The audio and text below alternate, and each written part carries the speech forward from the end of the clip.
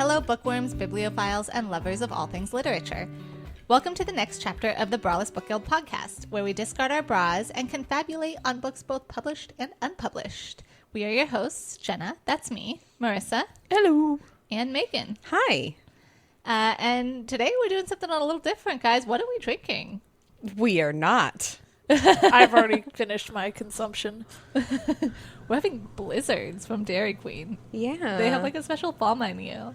And So- Megan wants to try it. So Marissa did not. Because you know how when you like drive by someplace or you subtly talk about something, then suddenly it's on your ads and stuff? Yep. Yeah, so I have never, ever been to a Dairy Queen in my entire life. And I've been getting the ads for it. And I was like, oh, chocolate silk pie. Oh, my goodness, I have to try that. So Yeah. that's what we're doing. We have, instead of tea, blizzards. And because we decided to just completely throw this entire day and recording episode to the wind, we decided that this is just going to be a free-for-all. You know, no tea, just blizzards and confabulating.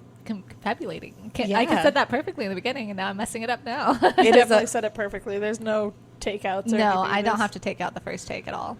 Not at all. You don't Not have at to do anything. I'm editing this. Yeah, I do a lot of hard work in the editing department, and by that I mean I cheer them on. By that she means we have to edit everything she says. Right. I do So a you lot could- of hard work by messing up so that you can edit me out. I was going to say, you could just mess up everything. And you're just like, okay. So we thought we'd just free chat about books and stuff. And the funny thing is we're here, and this was a very last minute deciding to record, and we were like, I was like, I didn't even know I was going to be hosting this one, but it's perfect because I had a wonderful question that I wanted to start you guys out with. What are your favorite ways to get yourself out of a reading slump? Or what do you guys do often to get yourself out of a reading slump? Funny you should ask, Jenna, because I'm currently in one. Oh. It's funny. I the reason I ask is because I finished Beach Read that I annotated for best friend Hannah and Megan. And as soon as I finished that, I just kind of sat there and I was like, what do I read next? And I was like, do I jump right into the happy place because, I'm still in that wavelength? Do I try something different because I have homework? What do I do? And now it's just been on my brain. Like, how do we get out of reading slumps? So, Beach Read actually really helped me because I was really struggling with work writing, which is a contemporary romance thing. Mm-hmm. And the banter in Beach Read, the Dwight Schrute of the Beach Read books. Yeah. Beach Read, the banter in that one is so good that it basically inspired me. And I'm on chapter 8 now. And it is just, the words are flowing out of me after reading that book. It's so good. Emily Henry is wonderful with dialogue. Yes. She does a great job with her dialogue. And it's not just the love interest, it's also her friends, the side characters that are also there. And that's one thing I noticed with Happy Place was that it had a lot of that. Mm-hmm. Not so much with the love interest, because in that one, they're broken up. Yeah.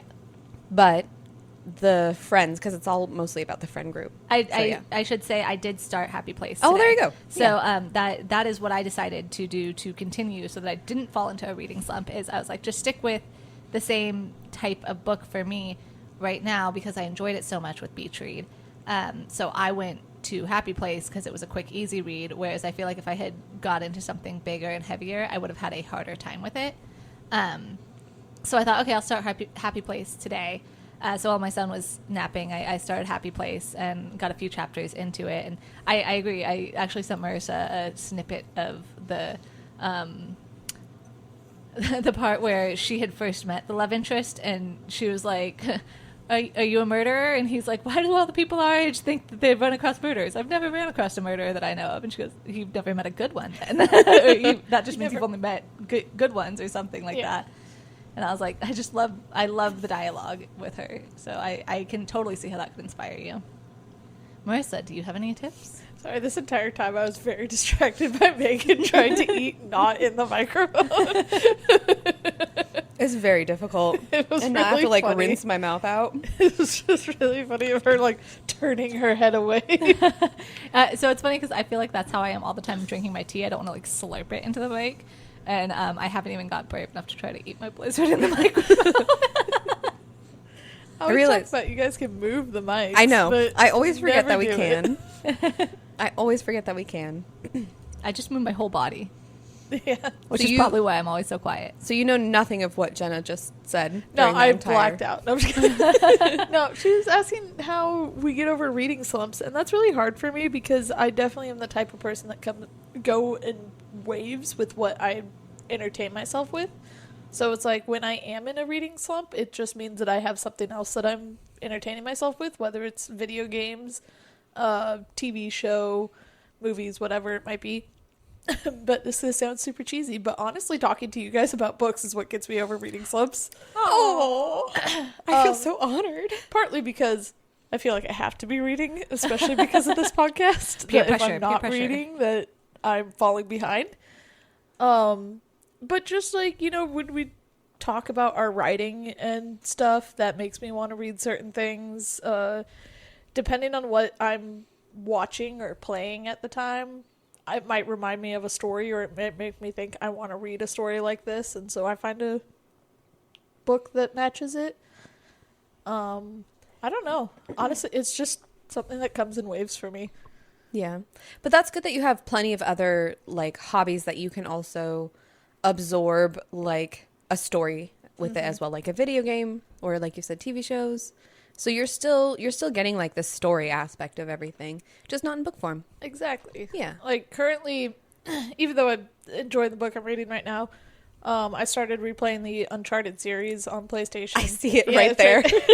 That's actually, I couldn't play that because it's so old. I had to go buy the newer edition for my PlayStation 5. Oh dang. But yeah, I started replaying that because Naughty Dog just has really good stories, and I love the Uncharted stories. So We actually went to school with a friend who worked for Naughty Dog, and now she works just straight up for PlayStation. that's dope. I'm jealous. Yeah. That's like dream goals. Yeah, she's an artist. Yeah, I'm and so she not. does all like the art stuff. But I would, like you said, I would love to, like, I mean, I write for mobile game, so Yeah. just moving that over to, like a video game or something. I'm kind of currently in a slump only because I've talked about this before, but I just read so much last month that I'm just genuinely exhausted. And trying to read, I did read one book, but I ended up skimming the last 20 pages only because I talked to Jenna about this, but the main couple, they had such, not even such good banter, but they had like a good banter. And then one day they're like basically beating each other up and fighting. And then there's a scene where there's only one bed, and so they end up waking up with each other and cuddling. And then after that, they're just like, oh, we're just so much in love. And I was just like, oh my God, no. I hate this so much. I hate this so much. Because if you start off with banter, you better keep going with the banter. Yeah. Which is what Beach Read did. Yeah, Beach Read was perfect because they literally had banter during the romantic scenes, the steamy scenes. It was like there was still fun banter all around. See, I'm pretty lucky because right now I'm reading Day of Fallen Night, which I've been reading for a while. But the good news is that like I've been reading it for a while, and I'm continuously reading this and still making progress on it. It's just such a long book that I'm able to stay into the mindset of this. Yeah. And it's a very engaging book. Yes, there are times that I get to a chapter, I finish a chapter, and then it changes perspective, and I'm like, I don't want to read about you right now. Right. Yeah. But, like, I still feel like I'm making progress, despite the fact that, like, I'll look and I'll be like, oh, I only made 5% progress, but I read, like, 100 pages. Yeah. So I'm pretty lucky right now because I've got that going on. I'm hoping when I finish this, I can reread The Priory of the Orange Tree and not fall into a slump. Mm-hmm. But it might happen. Yeah. It's cool that you have The Priory of the Orange Tree, which you want to reread after this. And that's also such a big book. We'll also see how much I reread in detail because I might get to points where I'm like, I remember this happening and I don't really care about it, so I'll skip this chapter or something. Yeah. But I mean, like, at least you have something that'll kind of like bridge the gap, because I feel like for me sometimes when I get sucked into epic fantasies like that, it's like you get sucked into that world and then you leave it and you're like, what am I gonna do? What do I do Right. now? That was me with One Dark Window and Two Twisted Crowns. Yeah. And it was only a duology, and I loved the world so much that once it was over, I was just kind of like, oh. And that's when I went into Beach Read, and I was just like, yes. Yeah. See, that This was me is- with Oleander Sword. But the hard part about that is there's another one coming out. The third one's not out yet. We Yeah. still got a couple months. I'm in the middle of Oleander Sword, and as we were eating dinner, we were talking about it. It is very good, and I'm very excited to talk about the Jasmine Throne with Angela, It's which funny will be our because- next episode. Yeah, we'll go over the Jasmine Throne with Angela, and she'll have only read the first book, and all of us will have read the second book. So I'm curious But- too with that. Like, and obviously we'll go more into it in the episode, but Megan was talking about how her rating changed having read the second book. Yeah. So I'm curious to see well, if it depends on how the second book ends. It's true. And I could just hate the entire series now. it's true. It's very true. At the Oh. moment, it seems to be going up. Yes, it is Like very. the stock market, it's going up and down, up and down. Yes, it is going up right now. Because I predict that I don't think Angela's like the book as much. Interesting. Yeah. She hasn't talked to me about it at all, so Her notes in the back are pretty detailed, I'd say, Yeah. of each book. I did skip ahead for Eon, even though I just finished chapter 2. I did skip ahead to read your guys' reviews, and they're all pretty high. So Yeah. even though I'm struggling, only because I'm in a book slump or a Yeah. reading slump, I am interested to see how How it it goes from my current 1-star rating after chapter 2 to 4.5 to 5. Yeah. So, Yeah. yeah. that's okay. How far have you gotten into Mina El-Sarafi, Jenna? She's working on the roof at the very beginning of the book. Oh, You so have to get past. You have to get past. we haven't that 'cause it is even very slow. we haven't even met Anyone. the second character. I haven't even met Marissa's favorite character yet. Right. But to be fair, neither have you in Eon. That's true. Oh, yeah. Yeah, no, I know that it's a slow start. It's one of those ones. It was when I finished Beach Read, I was like, I should get into Amin Al-Sarafi and just like No. push it and read it. But then I was like, Read Happy Place. but I want to go into Amin Al-Sarafi with like a clear mind and enjoy it. Whereas like I think that if I had that like, oh, I should read Happy Place or I should read this or I should read that, it's like then you don't get immersed in something as much too. Yeah. Plus, we're on a little bit of a time crunch so that we can send Happy Place to BFF Hannah. We're not in a time crunch for Amina El-Sarafi. We are actually not in a time crunch. Hannah is not moving to Korea until January. Oh, good. Okay. So you can take your time. No all worries. I knew was I had a little bit of time. I was like, I should just do this really quick. Hannah was saying that she was going to go in 3 months, but then visa stuff and she has to save up money. So yeah, she's going to go in January. Almost 3 months now. 3 Oh months my from goodness, now. you're right. Dang. I will say with Amina El-Sarafi, I had to push myself to read that book a lot. Not because it was a bad book, but I feel like it was not ever the book I wanted to read at the time. Yeah. And so I forced myself to read it a lot. I enjoyed it when I did read it, but it was definitely something of like, I have to read this. Picking it up to read it. I feel like with a lot of books, once you're in it, then you're fine. Yeah. But then when you put it down and then the next time you have to pick it up, you're just like, oh, okay, I have to pick it up again. But then when you pick it up, you enjoy it. But Yeah. it's just that picking up part that I've noticed with some books. I've actually started 3 books. I started Even the Darkest Stars by Heather Fawcett. I started People We Meet on Vacation by Emily Henry. And I started Eon, and I haven't finished any of those. So I'm really struggling. And I don't know if I just need to give myself a break and just say, hey, it's fine to, like Marissa said, it's fine to just go watch a show instead of reading. But I was so proud of myself in August to read upwards of 11 books that I, Now you wanted hold to keep yourself that to a going. standard and, like, Yeah. I can actually like reach my 100 book goal this year if I do that, but now it's so hard. It's just like any other sprint that you have to do. If you put all of your effort into one of it, you're going to fall down to another. And Yep. if you're running really fast because you feel really good about running really fast at the very beginning, you're gonna slow down. Yeah. So It is a pace yourself. exactly, It's not a sprint, it's a marathon. exactly. Yeah.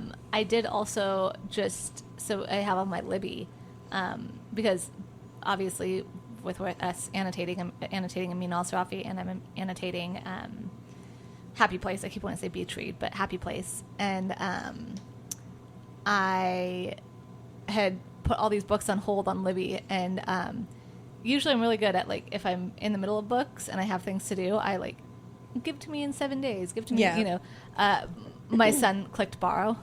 Oh, no. So on Lightlark, which I've been waiting for forever. Right. So depending on how quickly I get through Happy Place, I may jump right into Lightlark. I even told myself I'm going to wait for the third book to come out before I start the series.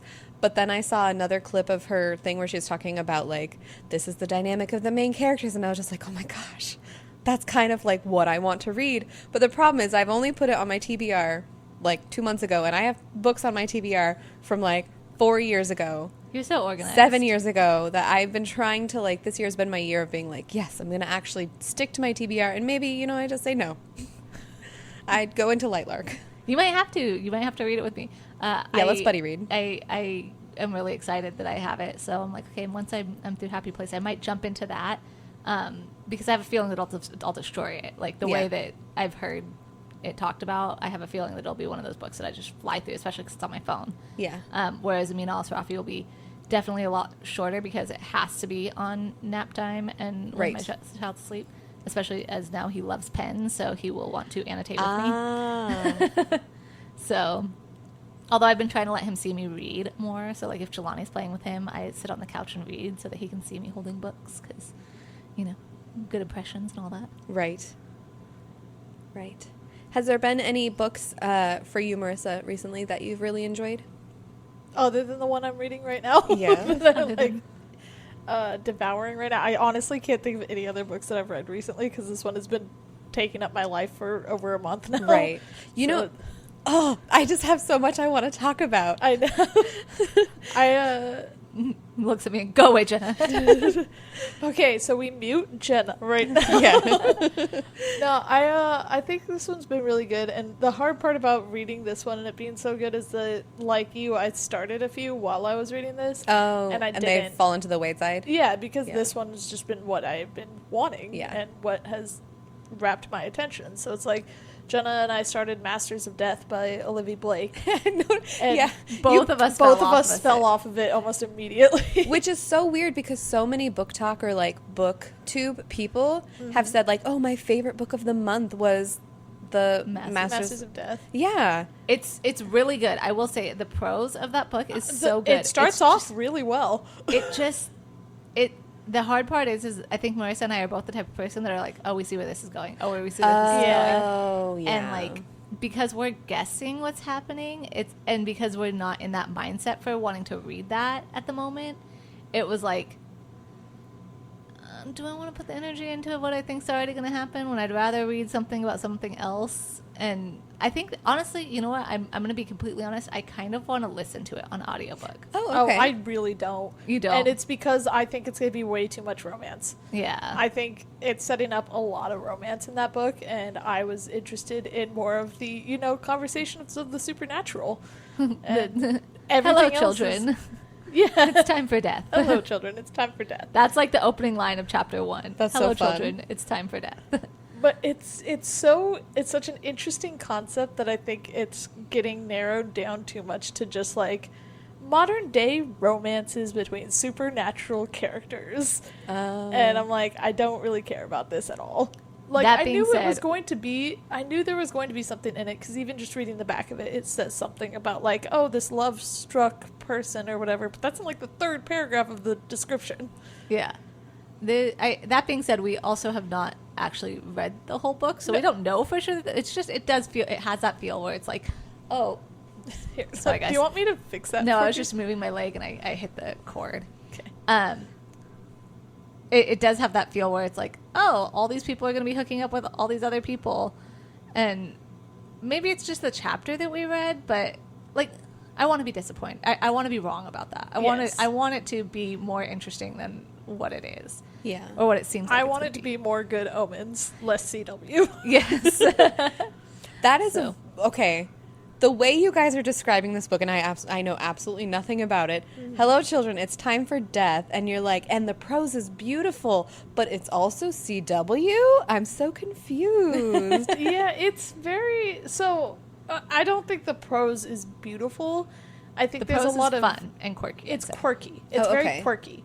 It's, Like, hello, children, it's time for yeah, death. Okay. exactly. It's quirky. It's cleverly written sometimes, and so it's like that's the good omens The good omens aspect part, yeah. that I want it to be, and I want it to be that conversation that good omens has. Yeah.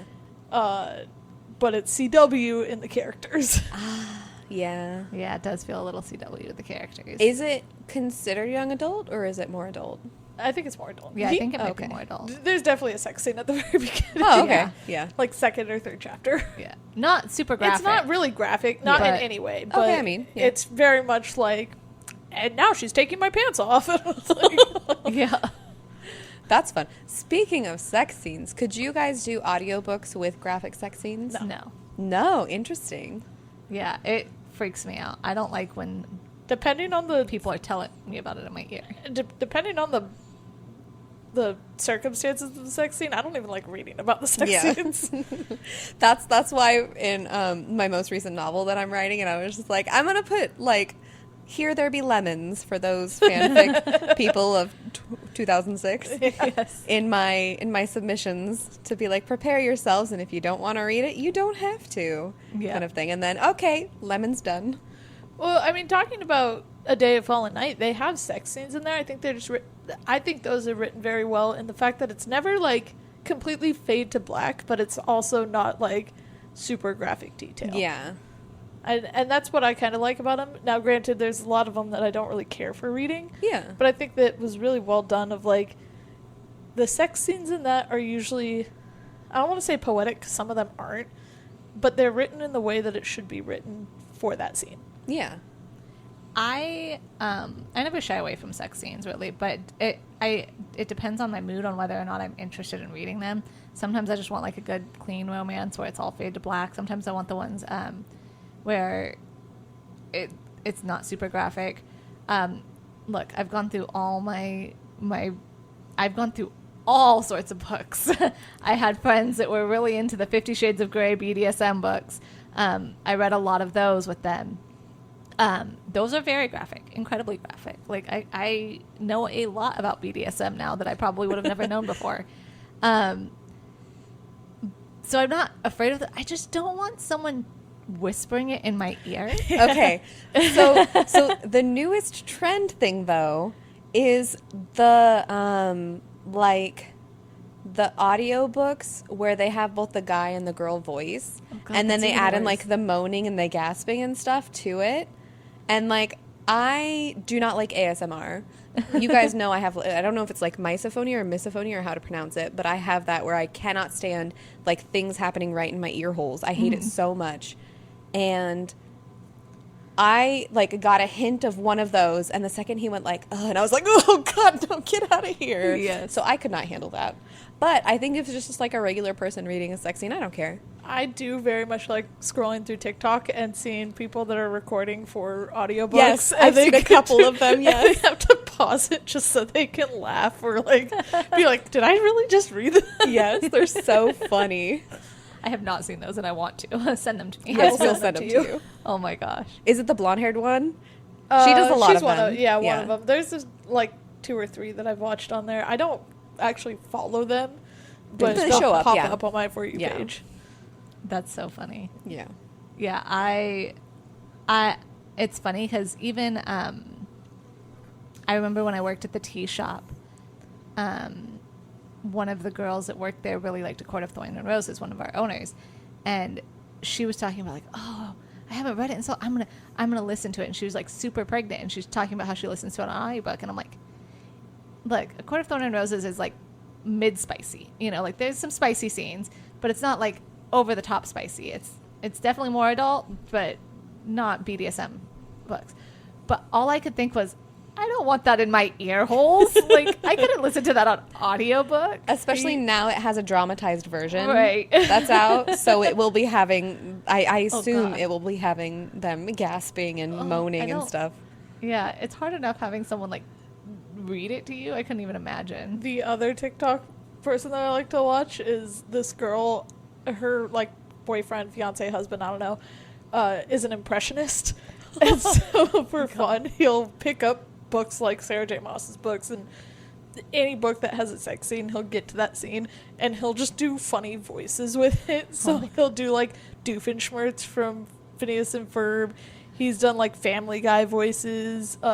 He's done Simpson voices. He just does all these different impressions. Oh my god. He's done like Mickey Mouse, I think, at one point. It was really awkward but really funny. I like the video of was it Gilbert Godfrey, the voice of Iago from Aladdin, did 50 Shades of Grey, and it was. I only saw a clip of it, but it was very funny. I saw that too. Yeah. I don't know if Very he did a similar full to that. audiobook. But yeah, that's pretty fun. Oh my gosh.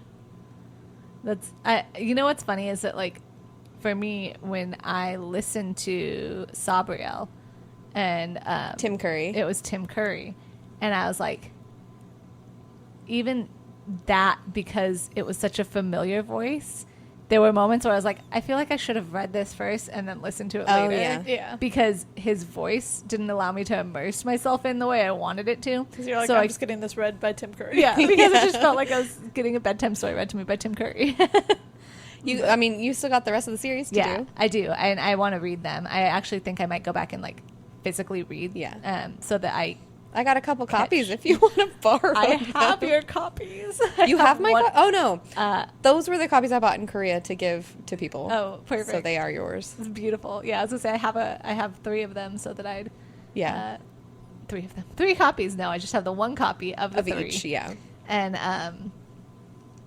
And yeah, I was gonna read them physically, but I think at the time I was still working, and I was like, I need another book to read, and then I was like, I'm gonna listen to Sabriel, and Megan's like, Tim Curry voices it, and I was like, perfect, and then I was like, no, Oh, actually, this you. might not be perfect. It's kind of perfect. So going back to what we were saying earlier about, like, for our book exchange and not getting, like, not Series. talking about it as we Yeah. did. One thing I was thinking that would be really fun for next year, and we don't have to do it, but, like, 2 people exchange their books with each other. So then so they they talk can to talk. about. But the problem with that is if we do the version that I want to do, where you guys all annotate it, and then I read your annotations in my first read through of my book, then that doesn't really work. Yeah. Yeah. Because if you're talking about your own book, yeah, it just doesn't work because you haven't read your book yet. Yeah. So, With 4 people, it makes it a little bit difficult. right. Plus, then eventually you're going to exchange with people who haven't had your book and you don't have theirs at the time. Yeah. But in the first exchange, it would work, sort of. I will say, I think I like your idea where we're going to keep it to smaller books that are not series, Yes. though. Yes. Because I feel like that's also going to be interesting this year, because all except for mine were series.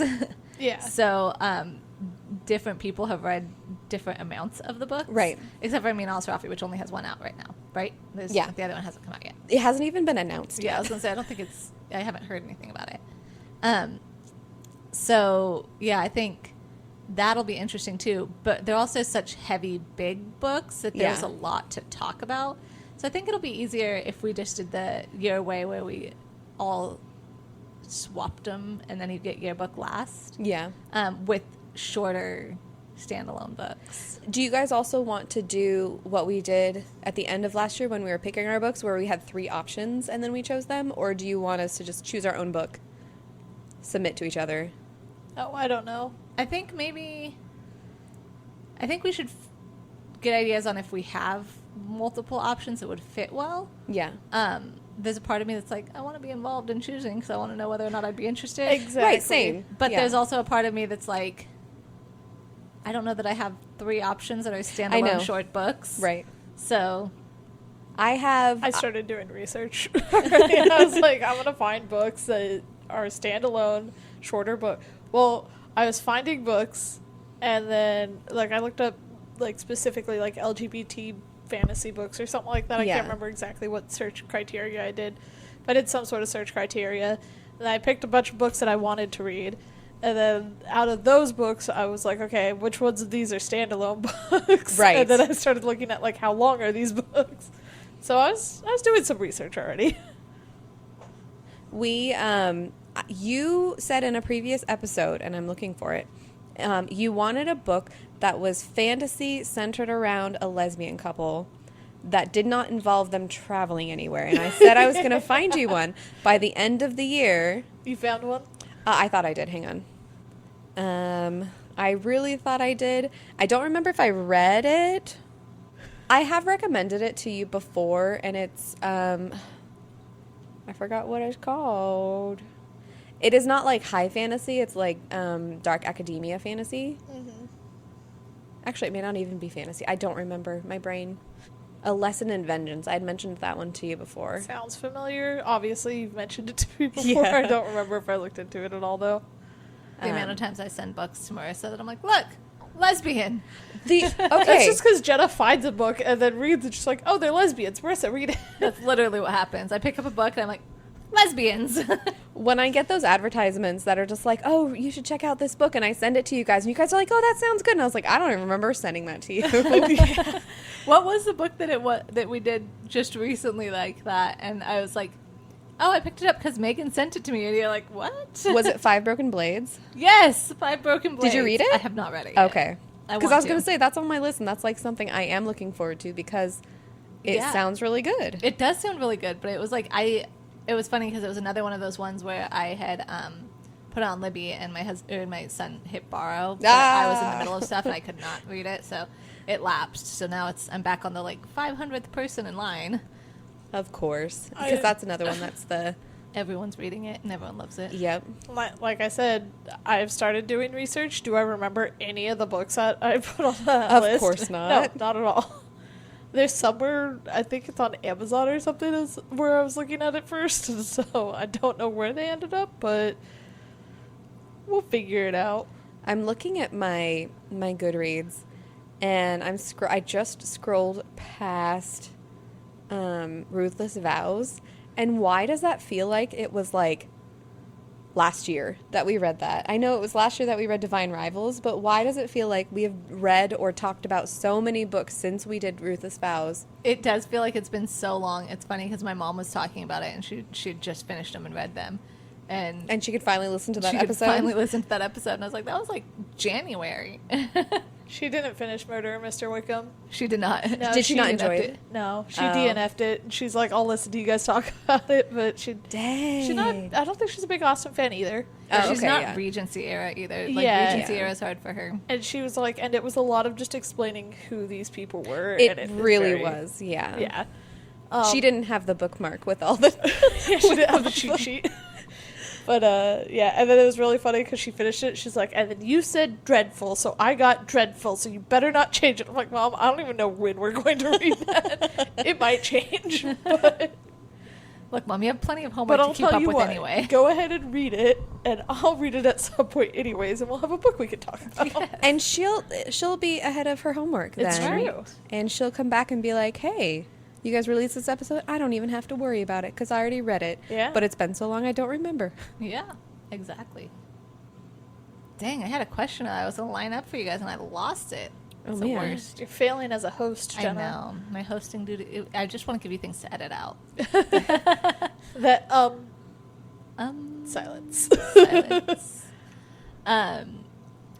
No, I was going to ask, how many books do you guys think you DNF'd this year so far? A lot, but that 3. was because of assigned reading. Yeah. Yeah. A lot of mine was I started it and I'm like, I have to read this other book, so I never went back and finished it. So I have a lot that I want to go back and finish. I don't know how many of them, but probably at least half of the books I read this year I DNF'd. Interesting. Yeah, I have a lot too. That's an entire graveyard. Yeah. I am failing 50% of my books. Yeah, I DNF'd a lot. I think that a lot of them I will finish. Like Masters of Death, I will probably go back and finish that. But I'll let you finish it first and tell me if it's worth it. that's fair. I do that to you a lot. Yeah, I have a lot that I DNF'd. And some of them I'll go back and finish. Some of them I probably will not. There's a lot that I'm going to go back and finish that I know I will. It's just got to get myself into that headspace again. And obviously, like I was talking about, I'm in the headspace of A Day of Fallen Night, so I'll get into that, and then it's going to be a really difficult transition to a lot of the other books that I want to read. Right. Because it's such a high fantasy book that I don't want to read another high fantasy book because I'll just be comparing it. Right. But then it's hard to, like, switch my brain off into a different setting. That's what I was going to ask. So since you did, I know it's been a long time since you did both Jasmine Throne and Uliana Andersword, but since those are pretty high fantasies, was it easy to go from those, even though there's a big time gap between that and Day of Fallen Night? Or does it feel easier because you have had that experience of, okay, I know the story, I've read high fantasy this year, so it's pretty easy to get into it?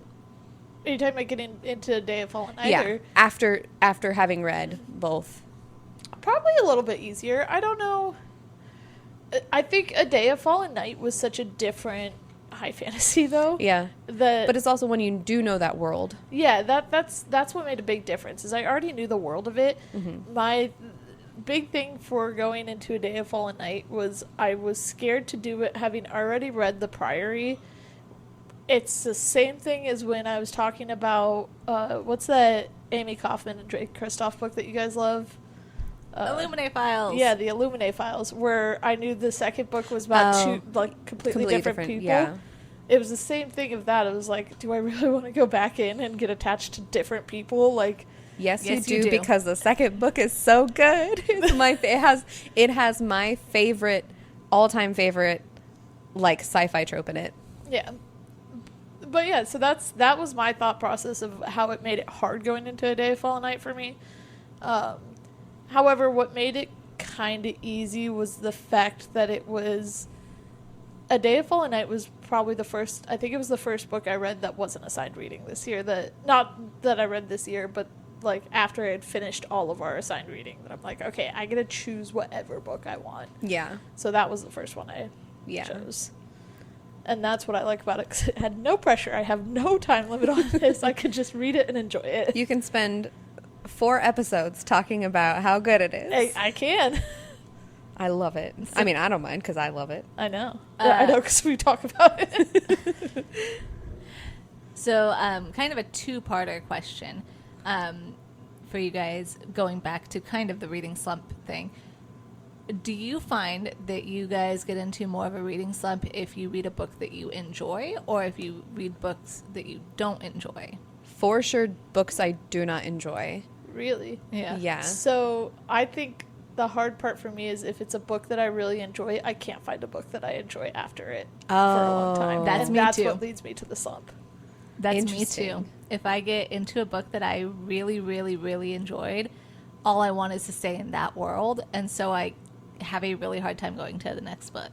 I anticipate a slump after A Day of Fallen Night. Yeah. Oh, dang. Yeah. So that's okay. So that's interesting for me because last year I think my cumulative rating of all the books that I read was like 4.7 because all of them were such 5-star reads. Last year or last month I meant. So I read The Luminaries and the Hunting Moon, which are part of a series, and the third one's coming out very soon that I'm very excited to get into. Then I did One Dark Window, Two Suits of Crowns, which both of them were 5 stars. Absolutely loved them. Then I hopped into Beach Read, Funny Story, Happy Place, all by Emily Henry. And then I also jumped into Crimson Moth by Kristen Ciccarelli. And I absolutely loved that one. That was 5 stars as well. But what happened with this month was I read The God and the Gumiho by Sophie Kim, and that's the one I was talking about where they just randomly fell in love and all their banter was gone, and I was just like, this is completely pointless. And ever since then, I haven't been able to read anything, and I'm so frustrated. It's so interesting how we're so different than we are with that.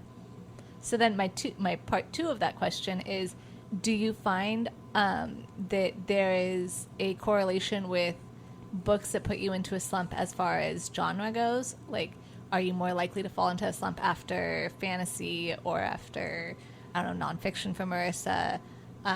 Or could it be all across the board? It's all across the board for me. I think because I like so many different things, I like the high fantasy that I'm reading now, but I had a very similar thing when I finished The Indifferent Stars Above, which is the nonfiction about the Donner Party, where I read that one and I'm all like, I really enjoyed this. I really liked it. And then I could not find another nonfiction book that compared to it for a long time. And so it put me in a slump. What about you, Megan? For specifically nonfiction, were you able to hop into another genre? Or, sorry, did I miss that part? I was looking at my phone. I mean, I remember I got into a slump after that because I don't remember what I read directly after that, okay. but I remember it was something where it's like, I really liked this. I wanted to ride this high and I couldn't. Yeah. So For me, if the book sucks, it doesn't matter what genre it is. Or it's not if it sucks. If I do not enjoy it, it doesn't matter what genre it is. I mean, I mostly read fantasy, and then obviously romance is what I've kind of been into, but only because I feel like that's really helping me with work. But yeah, if I don't really enjoy the book, then it's really hard to get into the next one, no matter the genre. So I'm finding for me, and this is kind of something that's relatively new for me, that I've noticed, is that the contemporary romance, the rom-com, is kind of what brings me out of reading slumps. Oh, because they're quick and easy. Because they're super quick and easy, and I go into it knowing all the tropes are going to happen. So it's not like you're sitting there going like, ugh, And so like for me, it's an easy book that I know I'll enjoy. I know what I'm getting into. So those rarely put me into a reading slump. Did you feel you had that after the 7-year slip? Since that was one that you really enjoyed? Did you have a slump after, I mean? The funny thing is I think that I did have a slump, but it wasn't because I couldn't find anything after. It's because I had to go into required reading after. Yeah. So let's take a break and do easier required reading next year. Yes. So with all that required reading, I was like, oh, okay, I got to do this, I got to do this, I got to do that. And it was like I didn't want to get into something else. I wanted to stay in that rom-com era. Yeah. Also, I'm realizing I really enjoy kind of delving completely into like Emily Henry, like, oh, I enjoy this author, so I want to read their books. So I find like one or two authors and I go through and I read a lot of their books. And the unfortunate thing with Ashley Poston is I've read most of her books, and A Novel Love Story came out, but then I was thinking about possibly using that for our book next year, so I couldn't read that one. Yeah. I mean, I could, but that would take it off the table for me. So, yeah, that was another one of those, like, I could put everything aside and read another book of hers, but yeah, I haven't really. For me, it's usually the ones that and I'm noticing for me, mostly it's usually fantasy.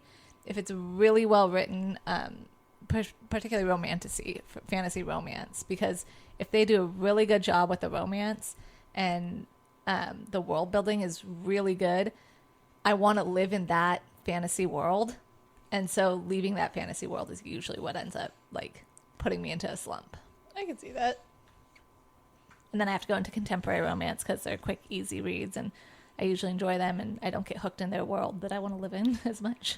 I do think that I'm the same way, that it will help me get out. So that's why I was thinking I could hop into People We Meet on Vacation and maybe do that one and just see if that can help me get back into the feel of things. Plus, all of that Emily Henry books that I read last month, I read it within 24 hours because they're so quick and easy. So I was just like, yeah, I could do that. But I started it, but it didn't have the immediate trope that I wanted. Yes. Which, like, I just want the rivals or the enemies, and this one was, they're already friends. Yeah. They already have an established relationship. I like when there's, like, new stuff involved. So, yeah. It's funny for me because I'm reading Happy Place. I didn't read the back of it because I went into it Megan style, didn't read the back of it, and started to read it.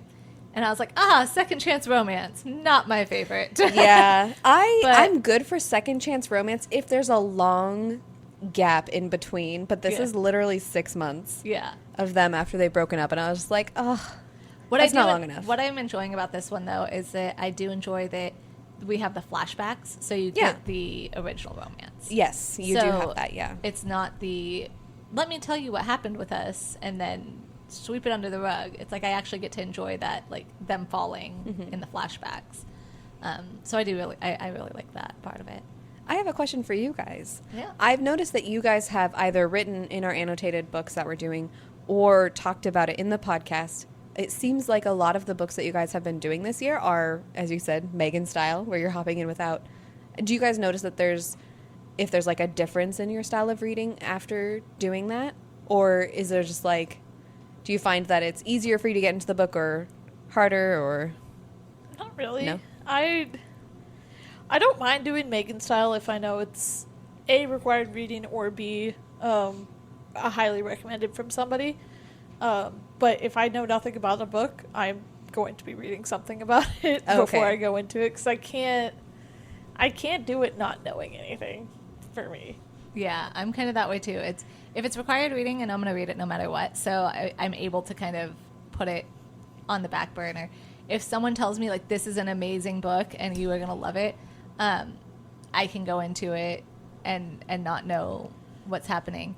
But as far as like, you know, judging a book by the cover, I judge a book by the cover all the time, but I read the back of it to know what's going on in it. Or if I see even like people on, a lot of those book talks or whatever, it'll be like 5 best books I've read this year, and like they just show the front cover of them. I'll look those up and read about them, and is that something I'm going to be interested in? And I have to know if I'll care about the plot line. However, a lot of times what's happened is I have read the back of, or the little blurb on the back telling me what the book is going to be about years ago or something for books that we've read this year. So it's like Beach Read, I read the back of the book when I bought it 2 years ago, but I didn't remember anything about it. I had no idea what I was getting into, and so I knew that I was interested enough to buy the book, but I forgot because it's been 2 years. So Yeah. stuff like that works for me too.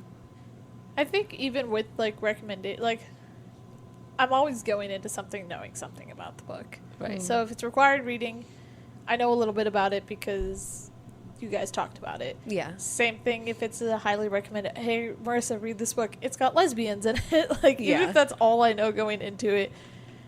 But I do understand the, like, knowing things about the book kind of, like, foreshadows a lot. Yeah. So when you go into it, if you've read the back blurb and you're like, oh, well, I know that this person's going to get this power eventually because the back talked about it. Yeah. So I get the appeal of going in not knowing anything, but I'm also the type of person that just, if I pick something up and I don't know anything, I'm going to get frustrated. Okay. Um, I will say yes, that is how I live my life. especially if Frustration. especially if it's like I don't know what kind of genre I'm getting out of it. And you go into it, you're like, am I expecting, is this supposed to be like a mystery? Or am I supposed to know what's going on? Like, what? Right. Yeah. I will say that happened to me, and I honestly don't even know if the front flap of the book, or the back flap or whatever, the description of the book, I don't know if it talked about it, but A Wilderness of Stars by Shay Earnshaw, and I absolutely loved one of Shay Earnshaw's books that we got in an Owl Crate box, which was... it was the one where... Oh my god, it was such a good book. I loved it. Anyway, I don't remember what it's... Winterwood. Oh, it was so good. I highly recommend it.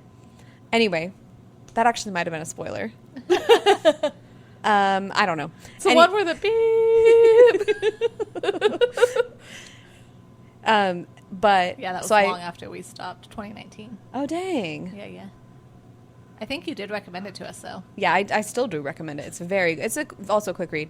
But that one, I really loved that book. So I wanted to go see what else she read. And that one started off as like a dystopian and then turned into a fantasy and then turned into like this weird epic sci-fi.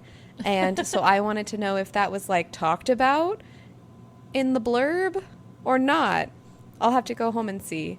But yeah, that was one that as I was reading, I was just like, what am I reading? Yeah. I don't understand. So I think the funny thing, what I find interesting, though, is when I do read books and then I go back and read the blurb and I'm like, I don't feel like that summarized this book very well. that's so Yeah. hard because there's so much stuff that happens in a book. Like, how can you properly summarize The Jasmine Throne? Yeah. because it's such a massive book. Like I feel like Amina al-Sarafi is very quick because it's literally they're just retired pirates go on another adventure. But like obviously there's a lot more to it than that. But Jasmine Throne, there's so much. Oh, I was thinking about it the other night when I was going to sleep when we decided, like, oh, Angela finished it, so we have to put it together. How are you going to They- summarize it, Marissa? Yeah, I'm all like, okay, summarizing it without spoilers and not including the second book. Like, right. here's how it's gonna go. I was lucky enough that I had a big space in between when I finished the first and the second one, whereas I feel like with a lot of other books, specifically Girls of Paper and Fire, we already we read the first one, except you, Marissa. me. I technically read the first one. She read Oh, it. you read I it? You didn't didn't? read the Jenna. first one. Okay. So we, when we read the first one, it was so long between that, and then I feel it had a very conclusive ending, but I could not tell you from now on, like book 2 to book 3, what happened in what. Oh yeah, because where we- it stopped and went into I the could next not one. tell read you. all of them together. Yeah. Same thing with, I mentioned this a while ago, the Storm Dancer series by J. Kristoff. I binge read all 3 of those in one go. I cannot tell you specifically what happened in what book. You sent me something when you were reading The Jasmine Throne, and I was like, that happened in the first book? Because it was near the end, and I'm like, I definitely thought it ended before that. Oh. You know what's funny is I think that when I was reading The Jasmine Throne, because that was the first one that I read of ours, other than June Farrow, I made notes at what happened at the end so that I wouldn't accidentally go into the next book Smart. when we talked about it. Oh, that's when Angela brings a book. I'm going to like the very end to see What because happened? I remember what happens now to Mhm. an extent, especially with you talking about the second one with Yeah. me, Megan. Yeah.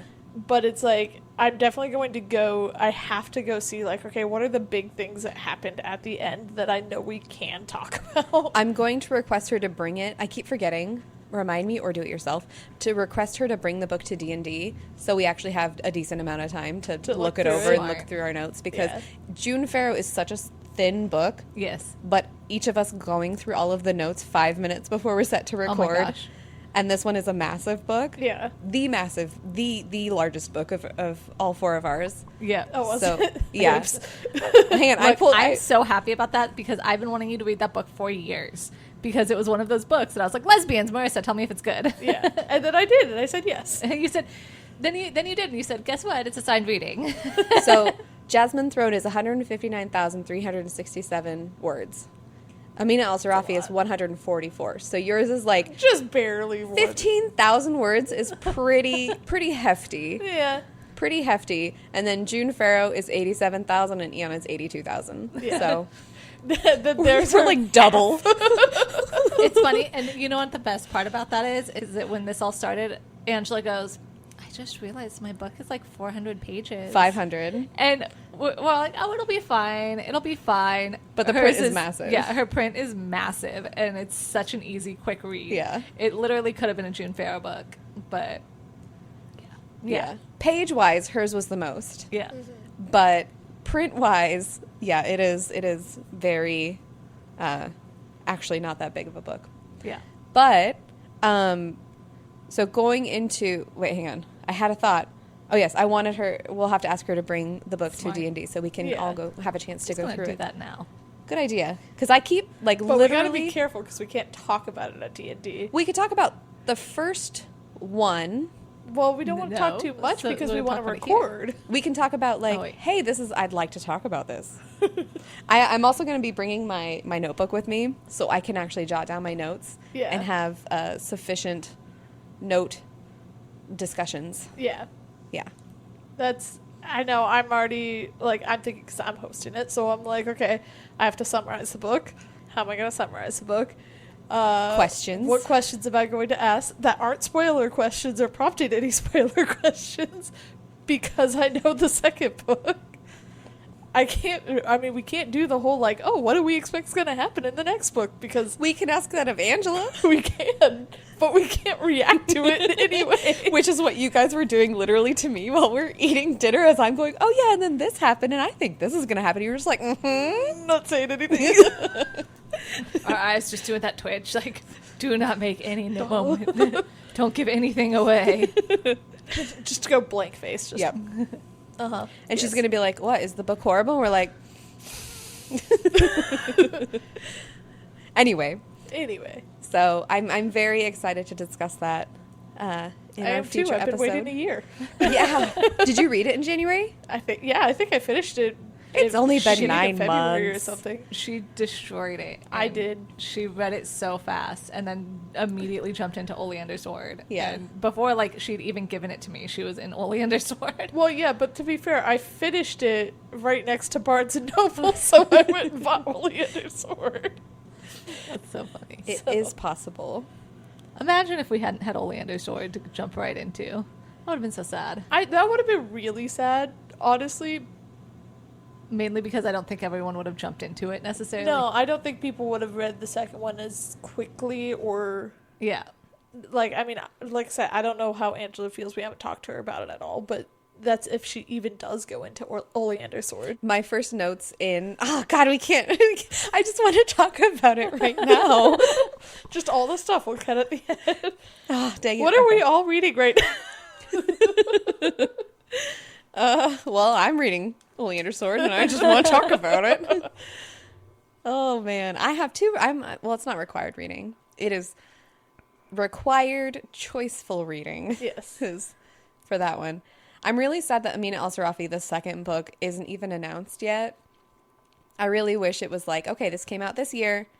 Next book is next year. Yeah. This is how I'm also feeling about like streaming services right now. I'm so frustrated with it being 2 years in between each season because especially with how like difficult streaming services are, is if the series doesn't do immediately well right away and doesn't have like time to percolate or whatever, They cancel it. they cancel it. Right. And that's like why that's why Well, the friggin- big difference between network television and streaming services is that everything in streaming comes out at once, so they need to take that full time to fully develop it. not unless you're Disney, then you release a single episode every week. That's true, but Or that HBO. would then take something away from it. Right.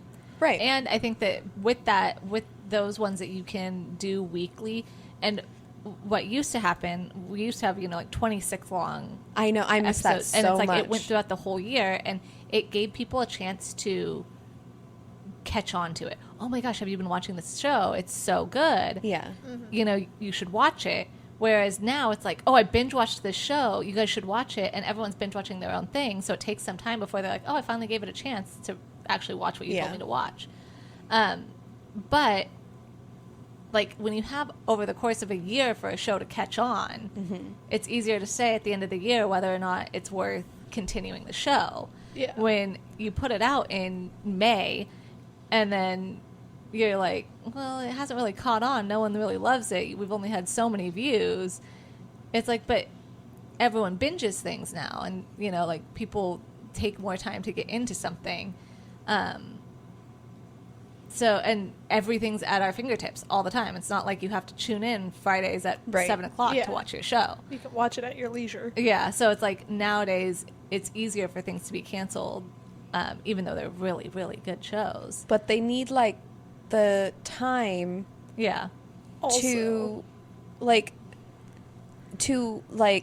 I wish they'd do like, okay, we're going to make this series and we're going to commit to 2 to 3 seasons. right. So like And then- that's how Avatar, the new Avatar show, it Yeah. was given a full 3-season thing. Right. Meanwhile, Percy Jackson is we're going to have to wait every single year to see, is it going to be canceled? Yeah. Is it going to be canceled? And that's going to be a 5-season thing where I feel like Disney has more than enough money to make it a 5-season thing Right. and then say, okay, or, Shadow and Bone was canceled. Yeah. And that one should have been given the 3 seasons that it needed to tell its story. Right. And now we'll never, you just read the books to know the story. Yeah. But we'll never really know like see that final battle happen, which I'm really sad about because and I just Also, think it's just sad. to be fair, it's taking a little bit longer now because of the writer's strike. That's Yeah. very true. So that's going to push things back a little bit on a lot. That is also very true. And you know, Thinking Yellow Jackets. Yellow Jackets. Oh, Yellow Jackets. I think Yellow Jackets only needs one more season. Yeah, it only does. I mean, it'd be cool if it goes on a little bit longer, but it also would be hard because the girls are going to grow up a lot I more. know. And you're like, And that's the other thing, again, with Percy Jackson. He's 15 now. Walker Scobell is 15 now, which is the age he was by, like, the fourth book. yeah. And everyone who's seen the trailer, his voice has dropped so much compared to the first season that you're like, okay, a 12 to 13-year-old should not be talking like that. Yeah. But because they're waiting so long in between filming, but again, yeah, the writer's strike does make sense. I just really want all 5 seasons. yeah, it's funny how we want instantaneous results because they've given us instantaneous results of here's 10 episodes right now that you can watch all at once, or even if they cut it in half, here's 5 right now and 5 later, whatever. But it's like we also have been forced to slow down because due to them giving it to us so quickly, they don't produce and release it as fast. Right. They Right. take their time to see whether or not it's a hit or not. Immediately, And yeah. it's like, I'd rather, like, I mean, I'm don't get me wrong, I'm sure that filming even a 10 episode, series is a lot. It's definitely more than it's going to be for like a movie. But it would be nice if they just binge, I'm going to create 2 or 3 seasons really quick back to back. Like how they did Lord of the Rings. They Yeah. filmed all 3 movies simultaneously. Right. And then, That's also a huge risk on their right.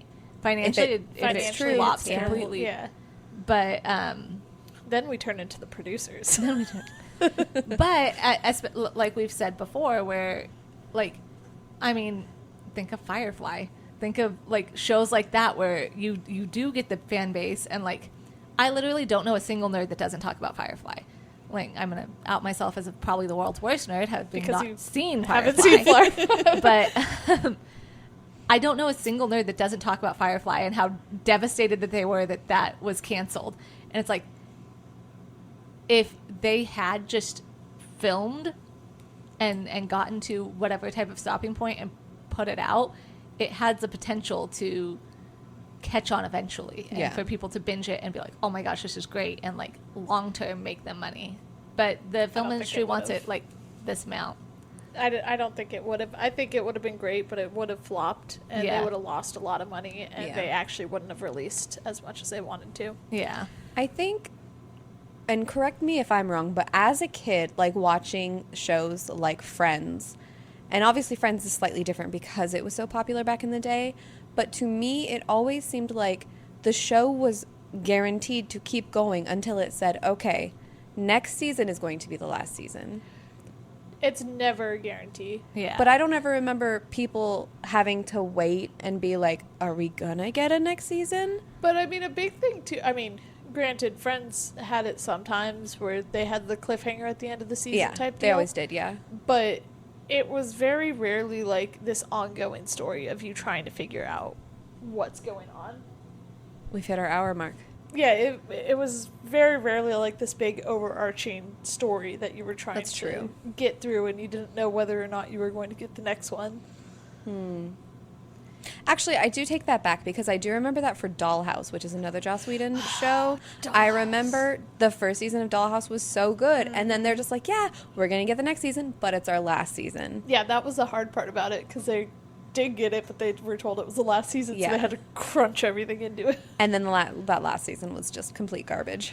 that sucks. It was terrible just because it was a lot in one. I don't think Exactly. it was... I still liked it. I enjoyed it. I didn't think it was the best, but... But the cliffhanger of Oh, yeah. season 1 with Alpha, Yeah. I honestly think we've gone into like a show. We're a show discussion now. We're a show podcast. It's stories, okay? There you go. Stories. But the cliffhanger of the first Dollhouse, I think, is one of the best cliffhangers I have ever watched. And I know Joss Whedon is like a controversial person now, but Yeah. I will say he does make some His pretty good shows. stuff. Yeah. His shows, though. Yeah. But yeah, I like that the cliffhanger of Dollhouse lives rent free in my brain. I never watched that one either. You should watch Dollhouse. You'd like Dollhouse. Yeah, Zoe Deschanel. No, not Zoe Deschanel. No, It was Eliza Dushku. same name. Okay, Eliza Dushku was a gay awakening for me to some extent. So her as Faith and Buffy, like, Bring it on. You gotta Bring it on, For yeah. me, it was Dark Angel, Jessica Alba. okay. Yeah, that was me where I was just like, do I like girls? And my brother was like, I like girls, and I was like, and then obviously Paul Rudd showed up, and I was just like, never mind. And I'm good. Books, guys, books. Let's look. I recommend if you guys just want a fun young adult, like a genuine young adult book where she is not the one who kicks butt and there is no romance, The Luminaries by Susan Dennard. There's like ever so slight romance, but it's not like the pinnacle of the story. And this is one that I read last month. I think I talked about it before, right? Yeah. Yes. And I really want you guys to read it because it's just so fun and so good. And I just love a main character that is not good at her job of destroying monsters because we got so much of that. So I was going to have a segue of if you want to finish something that kind of left on a cliffhanger, read the comic books of it because that's what you can do with Avatar The Last Airbender. That's what you can do with Buffy the Vampire Slayer. That's what I read a lot of comic books for, is to finish the shows. Oh. Nerd life. Yep. For Dollhouse, you saying? I don't know if Dollhouse does, Oh, but okay. I know Buffy continued on in comics. I have Firefly. Avatar The Last Airbender continued Yep. in comics, and you find out what happens to Zuko's mom, so... Yes. Ah. That was like a whole big thing on the internet just recently. Mm-hmm. Wasn't it like this year that it came out or was it? Oh, no. Oh, okay. It's been out for a little while. Okay. Then I only saw it this year where everyone's like, "Oh my god, Zuko's mom." Yeah, no, you find out what happens to Zuko's mom. That it's like the second or okay. third story or something. Yeah. The first one's like, hey, how are we gonna rebuild the Earth Nation? But Which is important because yeah, I'd highly recommend continuing stories in comic book form. Legend of Korra does it too. Yep. Yeah, I do notice that you do that a lot with books. Like we live together, obviously, and I'd get like stacks of like Buffy comic books and stuff like that, and I was like, oh, Maris, I didn't know there was all this stuff. But we've already discussed about how you guys do you can still read things that are based off media. Mm-hmm. Megan and her Star Wars books. Yeah. I was proven wrong. I want us to clip that moment Yeah. and just like have it on a loop. I can't read books based off of media.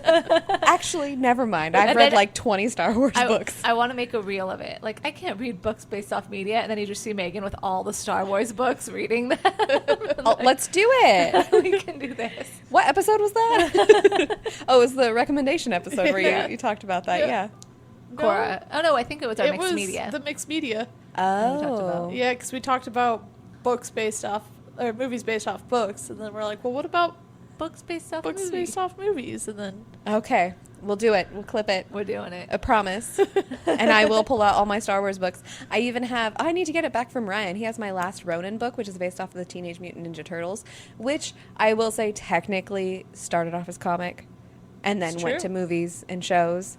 But I have been watching a lot of the movies recently just because I love my TMNT. But yeah. And then I do have a bunch of Firefly comic books as well. I actually haven't read the Firefly ones. You can borrow them if you want. Probably will at some point. Okay. They're also maybe pretty I'll watch quick the read. show, and then I'll read the comic books. There you go. And they're also, I think only 2 of them are like in an order that you have to read them in an order. And the rest are either happening like within the Firefly years before Serenity came out. And then the other ones are after Serenity has come out. Before the Leaf on the Wind part. Leaf on the Wind is Yeah. the Yeah. title of the comic book. Is it really? Yes. Oh, no. Yep. And it is one that I have, so. All right. Now Marissa's going to have to read it. Jenna doesn't understand. I do not. Right over my head. Funny story though, I did not know about Firefly because I got like 3 channels growing up. So I never watched Buffy. I never saw any of those kind of things. And it wasn't until I saw the trailer for it and I was like, oh, it's my birthday's coming up. I really want to watch that movie. So we went to the movie, and then after we came out, we were like, yeah, that was really fun. It felt very like Fifth Element to us, so we really liked it. And then my aunt was like, it's a show, right? And I was like, a show? There's more? But I will say it's a drastic difference between the show and the movie. The show is very slow-paced, very lackadaisical, if you will, and the movie is very much action-packed. Well, yeah, the show was a space western. Yes. It's and the movie is an action. Yeah. The movie's an action. But sci-fi action. They do say that the movie was the entirety of what season 2 was planning to be. Yeah. So, yeah. So faster paced, slow version. We went back to media again. Somehow this is where we just keep ending up. Yeah. No, it's funny because I was going to say that I feel like I keep ending up in this world where either me and Megan have a lot to talk about and Marissa's just listening in and it's going over her head, or Marissa and Megan have a lot to talk about and it's going over my head. And that's because we just talk all the time. And So we never have just anything to talk talk about. And then you guys are sisters and I'm just over here. Yeah. Being like, I don't have a sister. Well, for us, the funny thing is that like we had, back in the day when we had DirecTV or something, and so Buffy and Charmed reruns were like what we lived on. Like we rewatched those all the time. Charmed, when I go to the gym, it's either Charmed or Supernatural every single day. When I go to the gym at I get there at 6:30, and there's always in the middle of an episode of Charmed. And it goes through it so fast. They must show like 4 or 5 per day, but it goes from like Charmed, and then once that's finished at that time, then it hops into the next episode of Supernatural. So it's so interesting being like, oh, Prue's back. Okay, this restarted. Yeah. Oh, now we're into Phoebe, and it's only been like 2 weeks. So they went through 3 seasons with Prue. 3 seasons with Prue, and then in 2 weeks, and Phoebe's back. Or not Phoebe, Paige. My bad. It's funny because I've recently gotten into watching people react to things a lot, and so there's this one channel that I watch, and they're watching Charmed and Buffy, and I haven't been watching them watch Charmed. I should, but I've been rewatching Buffy by watching them react to that, and then they got to the point where season 3 of Buffy ends and you go into Angel, and so they're watching them side by side so that they can get the full experience of if they watched it on TV. Is there like a crossover, like, oh, these 2 episodes coincide with each other? Oh, interesting. That's why they're watching them that way. Okay. Now, granted, I only watched some of Angel. I never watched it fully because I was not an Angel person. I did not like Angel that much. But there are times where it's like you'll see Angel show up in Buffy, and it makes more sense if you watched Angel to understand why he showed up. Okay. Same thing like Buffy or like Willow or somebody will show up in Angel, and it'll make more sense. Makes me want to watch Angel. I never watched Angel either. Yeah, I only watched a few things. I never watched the whole thing like beginning to end, but I watched like a few episodes here and there. I will say though, thinking about this, like the fact that Buffy and Charmed were both like such staples of my childhood explains a lot on how You like Vampires and Witches. Some of my favorite books were vampire and witch books growing up. Like, those were the books that I always went back to and read, especially a lot in high school. Yeah. And witch books, I still, every year, especially right around this time, because September hits, and I'm like, witchy season. Yep. Like, I want my witch books. And that's what I want to read. I want to read, like, I read all of the Wild as the Witch and all those books last year. So I'm like, I also feel like, and I've talked about this before, Daughters of the Moon has very Charmed vibes. Mm-hmm. Yep, Daughters of the Moon and Sweep kind of had it too. Sweep for sure, yeah. Yep. So those were like my favorite books in high school. What was the fairy book we read? There was Which a one? book where There's she was so a many fairy. fairies. Yeah, probably. That one Probably was a that good one. And then what was the night something?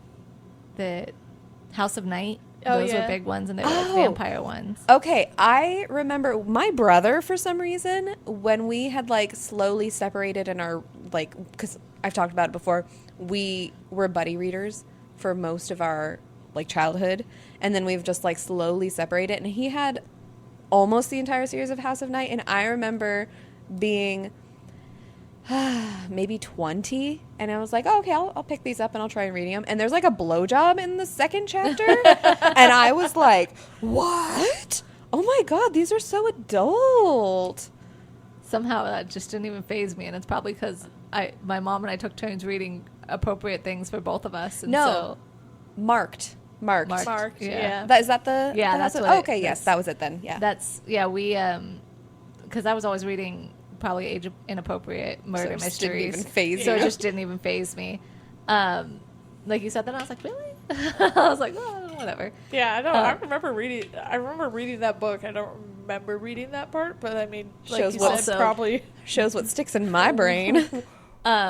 in one eye, out the other. It doesn't work.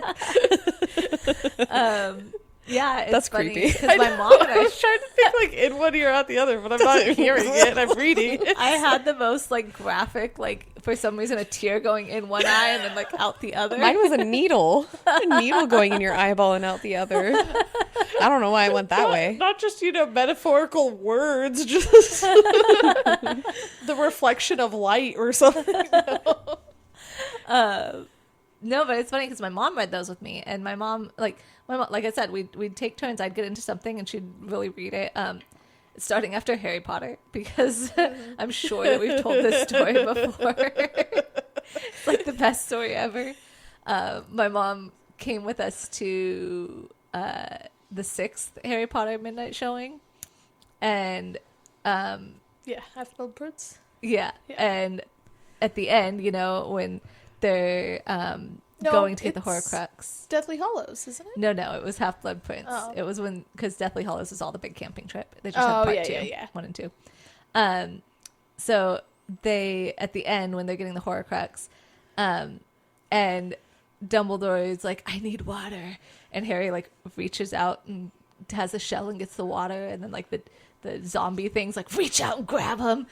Well, in a theater full of people who have read the book and know what's going to happen, my mom is the only person that screamed super loud. It is a pretty big jump scare, though, honestly. To be fair, it is. I didn't even Totally read the book, is. though. I just expected it because I watch a lot of movies. Yeah. But But at my that mom, point- she just goes, am I the only one that screamed? And I go, you're the only one that didn't read the book here. Yep. And after I shamed her with that, she went home and read all the books. That's when I read all the books, too. Yeah. And so after that, like I think that was kind of her introduction to reading more books that were geared towards young adult, and more fantasy books with us and stuff. Because my mom, I think, left to her own devices, is much more of a serial killer, murder mystery. I was going to say, kind is of she a person. James Patterson kind Yeah, of person? we John read a Grisham? lot of James Patterson, Catherine Coulter, Kay Hooper. Kay Hooper was fun because she was murder mysteries, but all with like psychic elements Ooh, and that's ghosts fun. and stuff. It was pretty cool.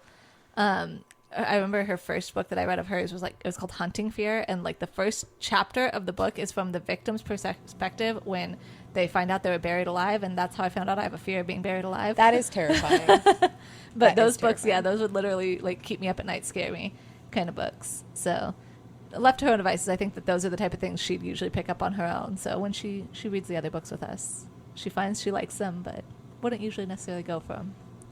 But yeah, now that we've talked about literally everything and nothing, Yeah, I have a lot to edit out of this. This was a probably. fun episode. I'd ask you guys what we're reading, but I think we've all talked about We've what all we're talked reading. about what we're reading. A quick sound off, Day of Fallen Night. Yeah. Jasmine Throne and Eon. Or not Jasmine Throne, Oleander Sword and Eon. Happy Place. There we go. And apparently Lightlark is going to be on this because I just agreed to borrow that. So Yeah. Mine is on Audible, so I can hop in. whenever. Wow, that was very resonant in my ears. I don't know. I kind of liked it, but also kind of didn't. Can't tell. Do you want me to do it again? What about what we're going to hop into next? Yeah. Do you guys have anything planned for? Oh, well, Marissa talked about Priory of the Orange Tree. Yeah, that's my plan. Yeah. And what about you? Do you have a next to read? I probably will go back to People We Meet on Vacation. Yeah. Either that, or you also gave me the Spanish Love Deception. Yeah. Or the Spanish. Is Yeah, that what it one's was? one. I like that one. I might be able to hop into that one. I kind of want to read a fantasy book because because of Oleander Sword. It's like helping me be in a fantasy mode. Yeah. But I also feel like I do need to get through the required reading Yeah. soonish so we can record that ASAP. So we'll just see. On But that note, yeah. I'll be doing Amin al-Sarafi. yeah. Yeah. I'm also just so tired. It's just so many books. It is a lot of books. We And- definitely have to be easier on ourselves next year. I That's agree. why I had to finish them as quickly as possible. I'm Yes. much happier now that I don't have required reading. Marissa's just over there basking in her lack of homework. But Yes. also your graveyard of unfinished books. It's true. That is a lot. And I'm very strict with myself, and for me the 3 DNF books that I did do this year, which I have talked about in previous episode, I feel like that's already too much. But I also am telling myself that life is too short. It's true. Read what you want. Yeah, it's hit or miss on whether I'll go back on DNF books a lot. Sometimes I just will not. Of the probably 10 DNF books I've had this year, I'd say I'll probably reread 2. Okay. I'd be willing to bet that's probably what I'd do. Okay. Anyway, so Jenna, tell us about where you can find us. Okay, Jenna, let me tell you. Find us on Facebook or Instagram, Braless Book Guild, Braless Book Guild Podcast. Email us, thebralessbookguild@gmail.com. Comment, like, rate, review, subscribe, all the fun things that you can do digitally now, and to tell us that you like us. Tell your Share, friends about recommend. us. Tell your moms about us so they can tell all of their friends about us and be like our mom. Tell your Lyft passengers and Tell the your people you're Lyft trying to sell passengers. cars to. Anyone you see, if you see them holding a book, just stop them and tell them about the Braless Book Guild podcast. And yeah, if you think of anything that you want us to talk about, please give us recommendations. Tell us things that you think we should read or discuss. Anything. As you can tell, we literally just like talking about books and Yeah. shows, apparently, and tea. We didn't even drink tea today. We didn't. We didn't talk about tea except for spilling it occasionally. Also, if you guys have any tea that you recommend, please let us know. Yeah, because I'm pretty sure you've heard us drink some of the same teas over and over again. So we like trying new tea, and As fall and winter come on, we're going to be drinking a lot more. So yeah, exactly. I say this having probably 200 teas in my cabinet, and I know Yeah. that we haven't done 200 shows. So 31. 31. Speaking of, happy anniversary, guys. Oh, yes. Yes, we didn't talk about that. That Happy is recording such- anniversary. Yeah, a year ago, September 9th, we recorded our very first episode. And I even wrote in my planner, because I use it as a journal as well. We had some technical difficulties. I don't even remember what those technical difficulties were. Oh no. It was trying to get us to record 3 things at once. Oh yeah. That's right. And we've eventually, well, we sort of didn't figure it out right then. No. It took us a couple episodes to figure it out. But I'm really proud of how far we've come. And I'm glad that I'm here with you guys. I'm pretty proud of us for doing 30 episodes. That's Yeah. pretty 31 now. Yeah. So, yeah, it's time for sushi. Celebrate. Yeah. Actually, this is 32 because technically we have a prologue. That's Yeah. true. Yeah. All right. Sushi. Let's do it. All right, guys. Well, thank you for joining us. You know what? We don't have a quote today. We don't need one. We talked a Yeah. lot. But next week's episode is... Oh, yes. Next week's episode is going to be The Jasmine Throne by Tasha Suri, which is part of our annotated traveling Sisterhood of the Traveling Books series. It was Marissa's choice this year. So if you have not read it, don't tune in yet, or tune in if you want spoilers, because there will be spoilers. I don't think we're going to be able to stop ourselves. We'll probably try for a little bit, but just read it before you listen to the episode. And yeah, I promise you guys will enjoy it. Well, I hope you guys will enjoy it. So yeah, thanks, guys. We can all guarantee it's going to be a lot more positive yes. than the unmaking of June Farrow. We can't all guarantee it. We don't know how Angela feels. She could rip it to shreds. That's very true. Look, guys, you have heard us gush about this book for the last 6 months anyway. We just actually get to go into detail on why we are gushing about this Finally. book. Finally. So yeah, This whole year has just been a teaser for that book. I hope that by now you guys have read it and you can join in with us next week. Yeah. And then hopefully eventually we'll also have another episode of the Oleander Sword. Yeah. Yeah. That'd be fun. At Yeah. the very least, it's going to be us three talking about it. Yes. That's true. If Angela doesn't want to join us for the Oleander Sword, I think that once you're finished with that, we should definitely record an episode of I the would two. actually really love to record an episode, even if it's before we record Yeah. our other thing, just so I have it out of my Fresh. brain, like, Yeah. as Yeah. soon as possible. Yeah. Yes, I would really appreciate So that. you'll probably get the Jasmine Throne really quickly, followed by the Oleander Sword. That could be like a Um, special Yeah. Christmas episode or something. Yeah. So, All right. all right. Well, thanks, guys. Yeah, thank you. Thank you for joining us. Bye. Bye. Bye.